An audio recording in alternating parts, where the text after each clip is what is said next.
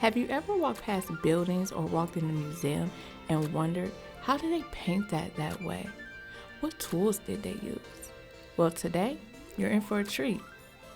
We will listen to what an art conservator is and what techniques they use.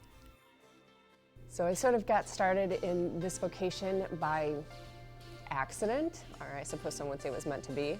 I worked at an art supply store in Grosse Pointe as a kid, in my early 20s, and I got blueberry yogurt on a print that was being framed in the framing department, and they said, you better fix that, and I did, and I was surprised because it looked really good.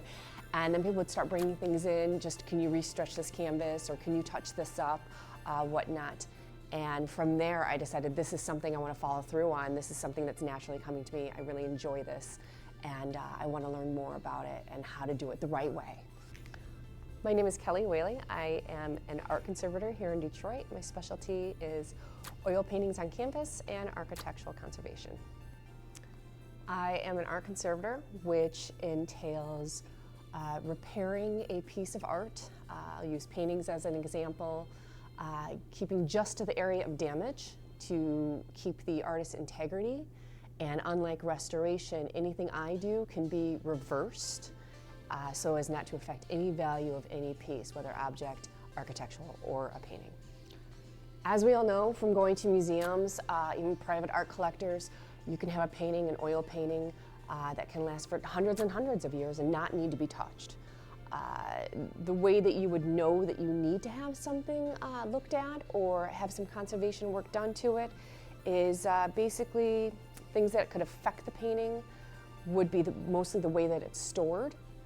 You don't want anything humidity, you don't want it too dry, you don't want a fluctuation in temperatures. That's why sometimes museums are really cold, because they're temperature controlled. And it depends also on what the painting was painted on, if it's on board or canvas, and how it was primed, if they put gesso underneath it, if there's no gesso underneath it, there's no tooth for the painting to grab onto, there's no texture for it to grab onto. So paintings like that will tend to, the paint will fleck off. Sometimes you'll see a painting that has a spiral crack in it, and that's because there was a direct hit to it, whether it's a finger, or I repaired something where a golf ball went through a painting, and the spiral is called a pressure crack, so that's how we know how that was damaged. It's sort of like a forensics of, how did this get this way? Also, depending on what they paint with. Even though it's listed as, let's say, an oil on canvas, it depends. We restored a piece by, I can't remember the artist, but he was an understudy of Jackson Pollock, and he had these huge pieces, and there was everything from like hair stuck in there was insects, and it was all, it was part of his art. So basically he just had like he had an area where there was a lot of dust and everything, and it was part of his art. So we had to be really careful, like, is this part, or is this just like debris? Plus he put milk in his paint. And yeah, he added milk because he did oil, and then he would also put acrylic on it. And acrylic is water soluble, so he used milk for that, which broke down very fast. So just deciding when something needs to have work done, all these different factors come in. The medium, what it's painted on. Definitely top thing is how it was stored. That's how most things get damaged, is from the way it was stored. There is definitely a great need for conserving art. Without it, a lot of people, we wouldn't have the visuals. We wouldn't be able to go to museums to see the things that someone else created, hundreds or 1,000 years ago. Henry Ford Museum, the cars, the trains. In Alabama, they have the bus that Rosa Parks rode on. Here at the DIA, we have the second largest art collection in the nation at the DIA. And if these things weren't conserved, or like even the Sistine Chapel, if that wasn't conserved, we wouldn't be able to go and look at those things. And conservation doesn't bring down the value of the art. If there's ever a question of that, it can always be reversed. But definitely, it's all part of culture and learning our history, where we came from, or the history of what we're interested in art-wise. I have done many different things. I was able to bring in my expertise from the conservation side. Like I said, my specialty is conserving oil paintings. However, I also started out when I was younger doing decorative painting, and I was able to bring the two together. So I also conserve decorative painting, like stenciling in older Detroit buildings, and sometimes it leads me to other things. I worked on the ceiling of the Guardian building, but my favorite was I restored 600 tiles at the Belle Isle Aquarium. And they got a grant. Coleman Young was in office. What they had done to save a little money was there was a lot of missing tiles. So they just spread plaster where those missing tiles were. In Kilpatrick administration, the aquarium was shut down. There was definitely no other restoration or conservation done in there because there was nobody going and there's no money generated from lack of visitors, of course. So when they wanted to reopen it, they approached me and asked me what's the best way we could do this price-wise. And those are not Pewabic tiles inside there. There is Pewabic tiles throughout Belle Isle, but not inside the dome area of the aquarium at Belle Isle. Those are actually imported glass tiles from the 1920s. So to have those brought in or a replica made, the price would be astronomical. So I came up with the idea, and this is more of a restoration. This is where instead of conserving something, I restored it.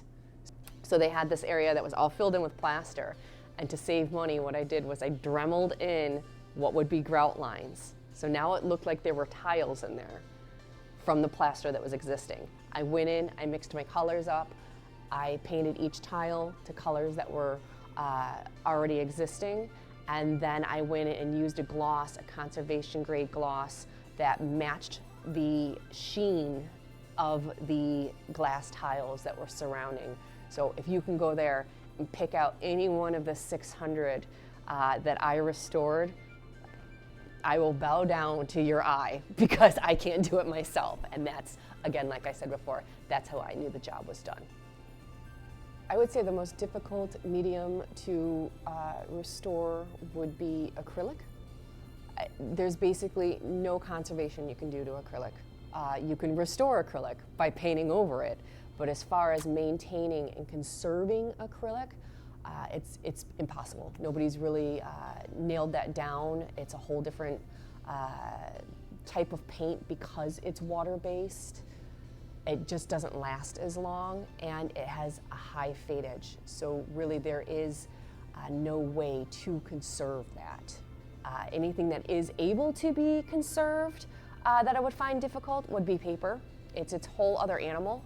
I have a friend who conserves paper, and she puts it in a water bath, and there's a hose that aerates. And the aeration from the hose is what scrubs. So instead of using a brush, it's those little bubbles that do that. And if you don't know what you're doing, like anything can happen. I mean, she does that with watercolor. So you're actually adding your chemistry, this is how you need to know it. She's adding something to the water so that the water doesn't affect the watercolor and make it run, but yet she's able to take out nicotine stains or extra pencil marks or smudges that aren't supposed to be there. So that I would definitely say that's the most temperamental that is able to be conserved, is definitely anything on paper.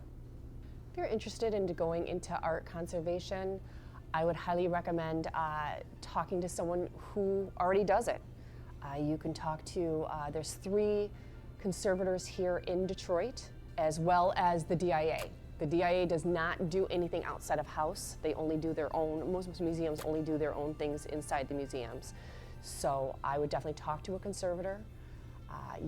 Things that you would have to be, you'd have to be very, very patient, and you have to know your chemistry. Chemistry, chemistry, chemistry. And look into where you want to study art conservation. You can go abroad. As far in the US, there's only 2 schools that teach conservation. So other than that, you're looking at Florence or abroad. So do your research, know your chemistry, and be very, very patient. And have fun with it.